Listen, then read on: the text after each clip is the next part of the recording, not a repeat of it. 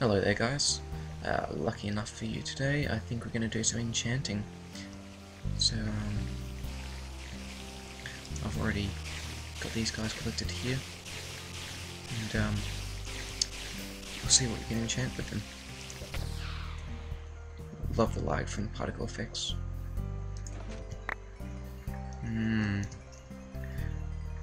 That is some good spider eyes there.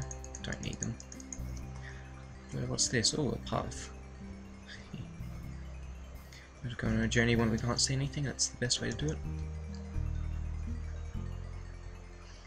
Don't remember putting this here. Let's see. Oh, these XP are still going like crazy. Almost there. Or not. Oh, 25 levels, that's nice. Alright. XP levels on the top. Number of bookcases on the bottom, alright. We've got 25. 22.5. 24. 25.5, we'll go with that one. Yeah. Let's see what we can get with 25 levels.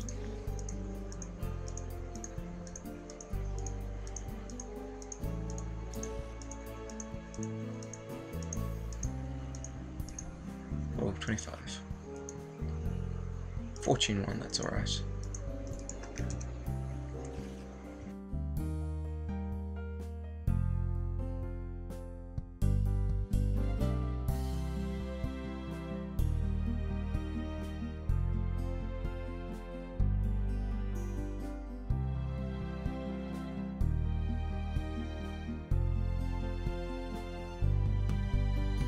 I'll be giving a tutorial on this coming up right after this, so stay tuned.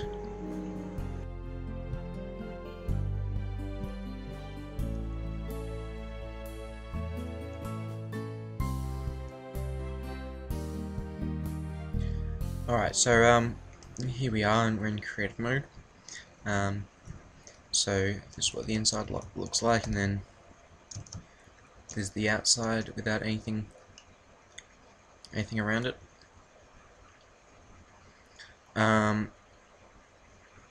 So I kind of lied in the previous half of this video. I said I was going to do a tutorial, but I won't be doing one yet. I'll just pretty much show you the general gist of how it works, and pretty much the different parts. If on request I get to do a tutorial, then I guess I'll make one up, and that will come out sometime after that comment, or a couple of comments. So first off, setting the power, I guess. So we have a button, and they're all reset at the moment. So let's select this one. So as you can see, it lights up all the ones behind it because it's up to that one. And if you look in here, there's 1, 2, 3, 1, 2, 3, 3 bookcases. So on the outside of here, this is the reset light, and then behind this glowstone, well, behind these 3 and these 5 are all lamps, and this one are currently on. And you can see that from here, on. If we take this out, there's the lamp. Oops, I'll destroy that, damn. Alright, but anyway, so you can see they're on. So what happens when you, so we push this button just behind this, yeah, it must be beneath, one below this block, and it's powered this block. So what happens first of all is all of the signals for any button get sent across to here, including the reset line.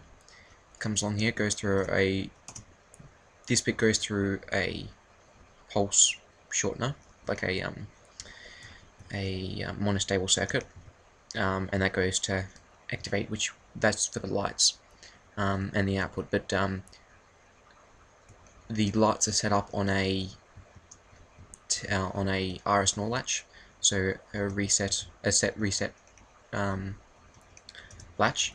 So first of all, this turns off, which allows those torches to turn on, turns this one off, allows this to be reset. So you can see these ones are actually currently in the reset position. So yeah, and these ones, because we've activated the first three, are in the set position. And then it needs to be inverted again, then it gets sent down to each of the blocks to power that power the light. Now on the first side of this, on the actual monostable circuit side of this, it sends the signal along here, and what happens is also when you push the button, oh, here's the underside of it as well. Actually, sorry, this is the part where they receive it. I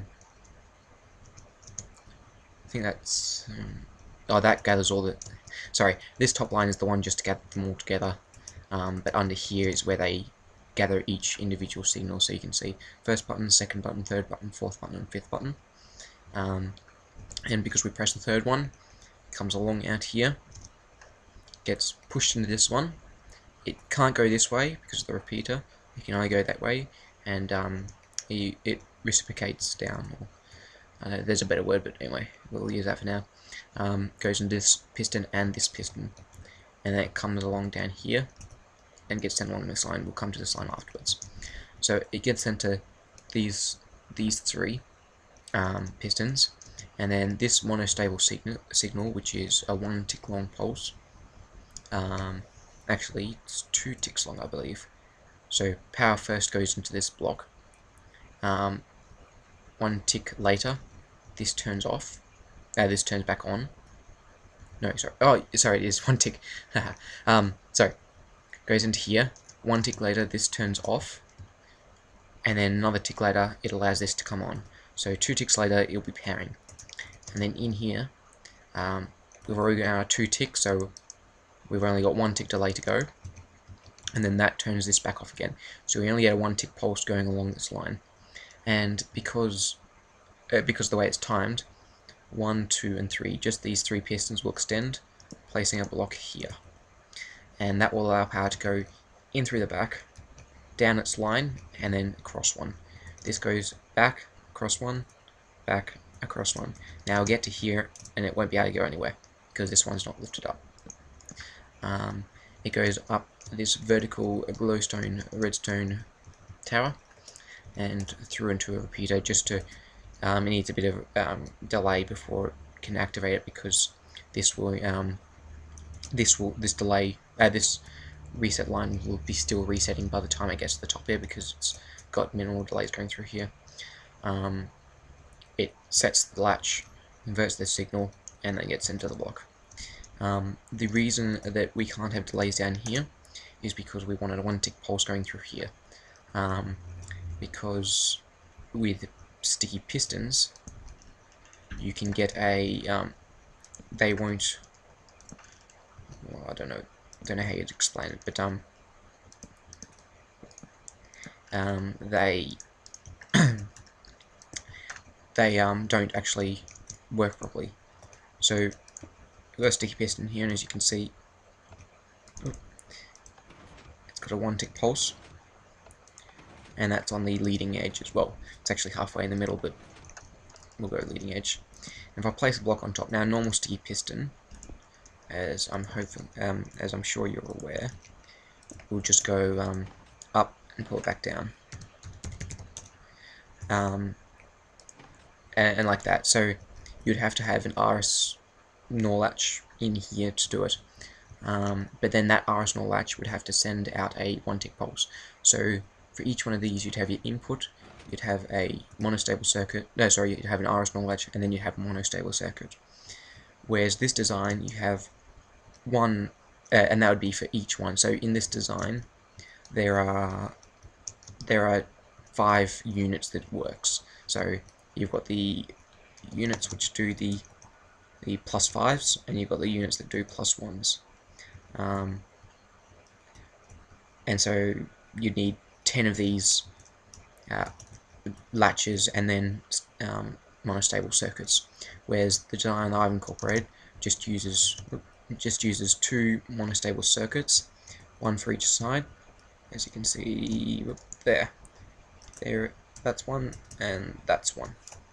And then it doesn't actually use RS0 latches on this side, because a property of this, because it's only a 1-tick pulse, it's actually, I don't know whether it's a bug in the game or just the game doesn't update or something along those lines. It will, if it's down, it'll only push it up, and then it will not realize this block is here by now and won't pull down it. Or when it's up there, it will pull up, sees it then pulls down. So because of this, you can have an RS0 latch. So using that, all 1-tick pulses coming along here, you can see all these repeaters sorry, are all 1 tick. So this is, so you got, this is 1 unit of 5. Here is another 5 across the back, another 5 around there. And then there's where are we? Then you've got this line of 5, which you can see from underneath, 1, 2, 3, 4, 5, and then this line of 5. I don't know why that's there. And then this line of 5 are all grouped. And then for the plus ones, which is on the left side as you walk in, but the right side on here, we've got all individual ones. So this one powers this block, this one powers this one, and so on. So you can see at the moment, we did the 3, so 1, 2, 3 have been shot up, and it's been too quick for it to pull it back down, so they've actually stayed up there. So that's almost a latch in itself, an RS0 latch. The reset lines. So as I was saying before, here's a reset line. Now the reset lines, as you can see on here, say I have them both are set to, so this one's set to 3 up, this one's set to 4 up. We can reset them individually. So that just resets the left side, reset this one, and then we reset this side, and resets these. These two halves are completely independent of each other. There's no redstone that joins the two, so you can spam either side. You've just got to wait until they each update. So because of that, I kept the reset lines different as well. So here's here's the group output. Same, we're on the other side now, but there's the same. It's mirrored pretty much exactly. So it comes along here. All the lines, including the reset line, including the reset button, sorry, comes down to here, sent down to here, and activate. And this goes along because we're on the 5 side. It will go to the five groups of 5 ones. So we've got this one comes up here and activates this bottom corner 5. This one comes up and activates this bottom corner 5. The line then comes up over through here, up this glowstone, and this powers this one down here, and these two out to the sides.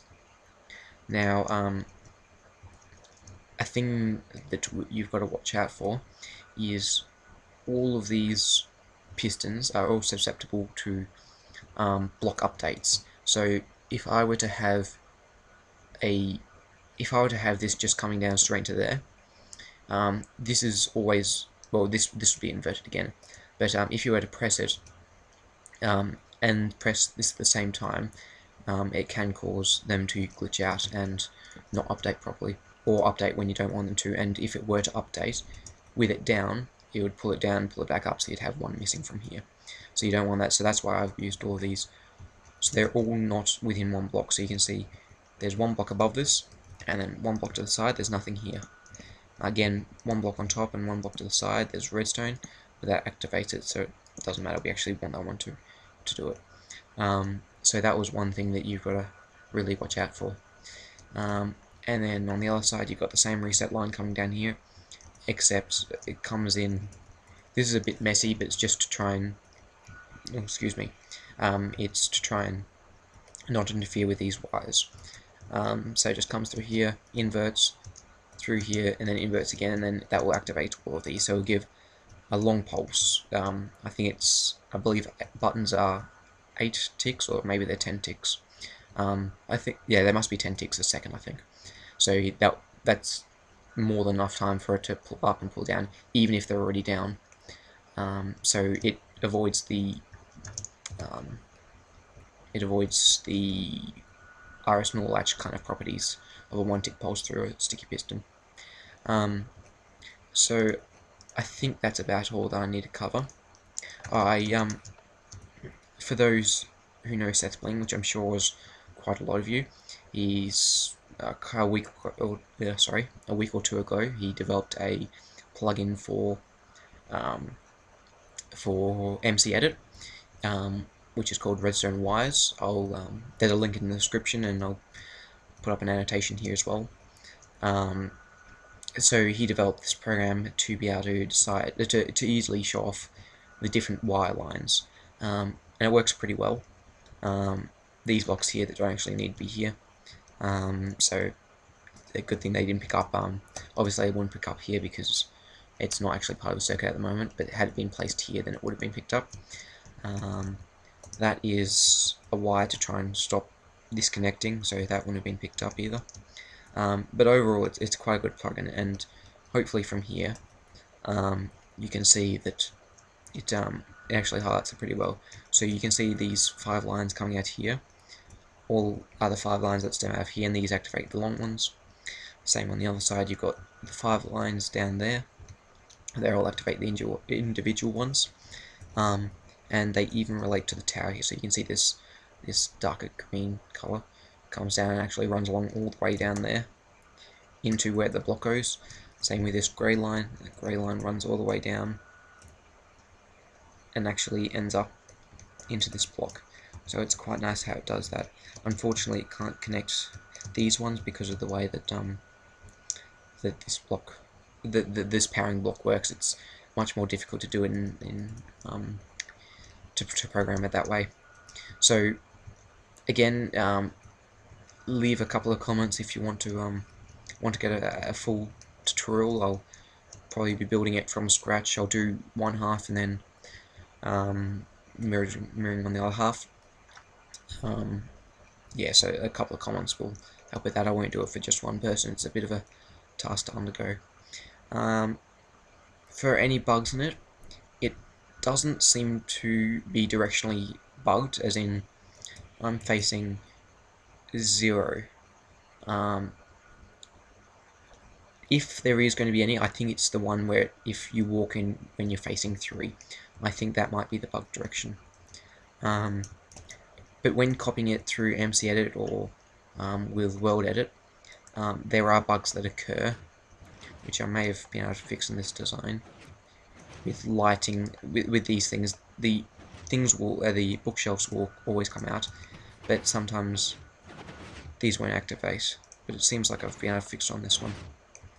But so it's all stemmed from this design, and this one which I used, MC Edit plus the filter on. It won't. I believe it's 1 that it won't turn off. Oh no, yeah.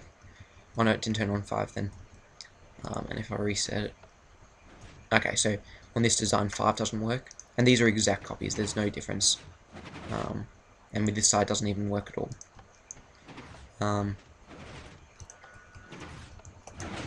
But you can see it all resets fine. And on this one, so you can, it works, but not with the not with like the added extras in it. So and this is facing the exact same direction, so I don't know what happens across there, whether it's a piece of redstone that hasn't re-updated from when it was copied, because I know MC Edit files, when you copy them to world, they won't actually update because there's no need for Minecraft to update them, whereas this, because it's been built in the world, it was updated when it was built. So that might be the issue along there. I